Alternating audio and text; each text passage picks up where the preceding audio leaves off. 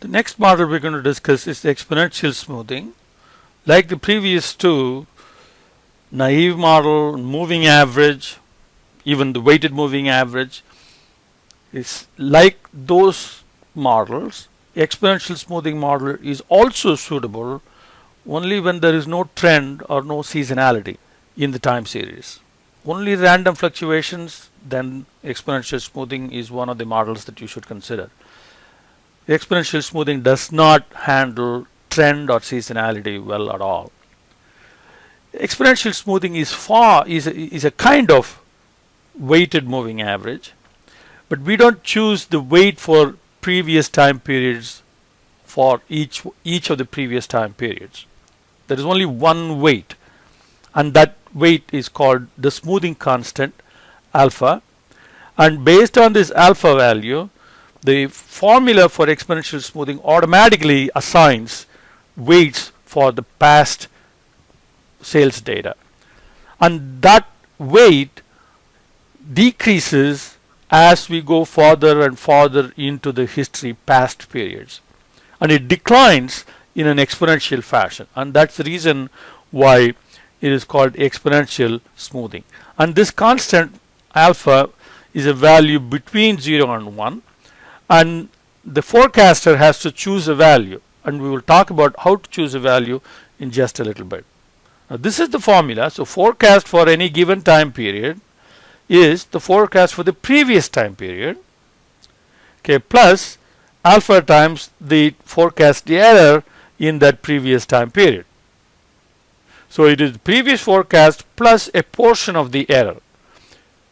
Now when you use alpha in this fashion, the weight that implicitly the formula assigns to the past actual values will go like this. Suppose if alpha is 0.1, so the most recent actual value will get a weight of 0.1, and the one before that is 0.09, and the time before that is 0.081, and so on. It declines in a kind of a gradual exponential fashion.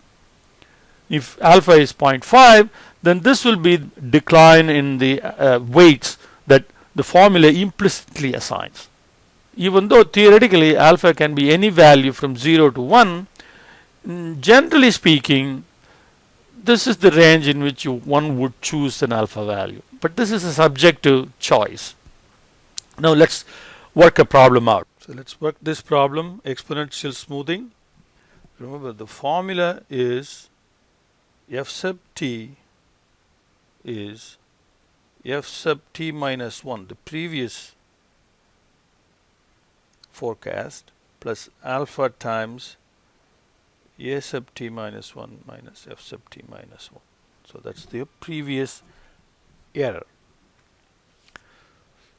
Now we have to start with some forecast for the very first time period. The initial forecast must be known. In many instances, this will be available in the company records. Otherwise, you have to make up reasonable forecast for the very first time period. Here we are given that the first time period forecast is 22.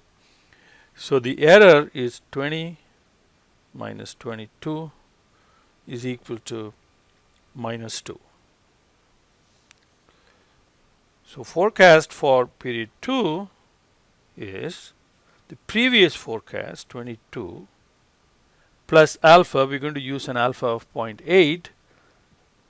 So 0.8 times the error. So remember, this error is a sub t minus f sub t. So that's what we're going to use here, minus 2. Then we get 20.4.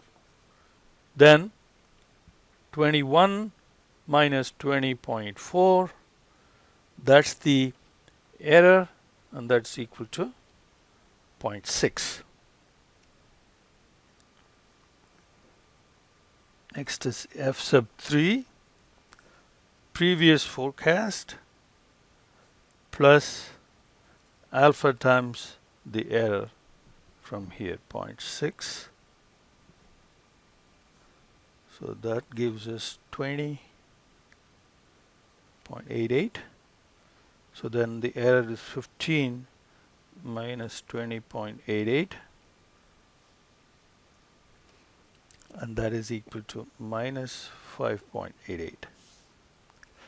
Then f sub 4 is 20.88 plus 0.8 times minus 5.88 gives you 16.176. Now the error is 14 minus 16.176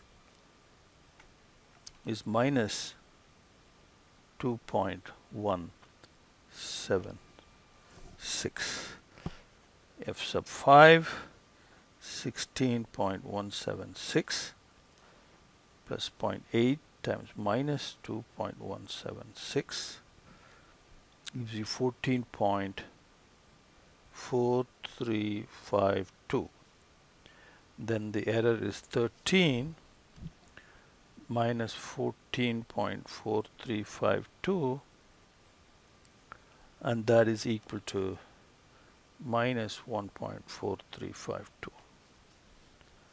And f sub 6 is 14.4352 plus 0.8 times minus 1.4352 is equal to 13.287, and 16 minus 13.287 is equal to 2.713. Then for July, then f sub 7 forecast for July is 13.287 plus 0.8 times 2.713 is equal to 15.4574. Now, if you find the absolute value of these errors and average them, then you get MAD. I'm not going to show you the computations, but I'll just give you the value of MAD, 2.4674, and MAPE is 15.93%. Now, how do you select an appropriate value for alpha? Okay, alpha can be anywhere between 0 and 1 theoretically, and in a practical sense, you choose a value maybe somewhere around 0.05 to 0.5, or maybe a little bit higher than that. One other consideration that we can look at is how alpha will impact the forecast. Larger the value of alpha, so the blue line being the actual sales, larger the value of alpha, the forecasts tend to follow the actual value very closely. So if alpha is equal to 1, then the forecast is actually equal to the previous actual value, which is naive forecast. So if alpha is equal to 1, the impact of that would be to render exponential smoothing the same as naive model. On the other hand, if alpha is equal to 0, then the forecast doesn't change at all. Forecast time period t is the forecast for the previous time period and the one before that, and they'll all be exactly same. So if alpha is 0, forecast will be exactly same, no change at all, so that is stable. And if alpha is equal to 1, then it will follow the actual sales with a lag.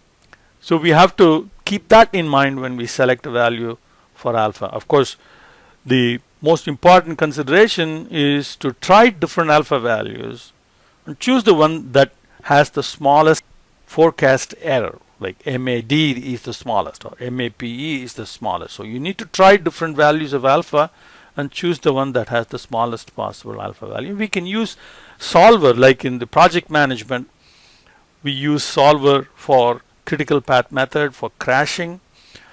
We can set this up in, if exponential model is set up in Excel, then we can run solver to find the best alpha value that will minimize the value of MAD.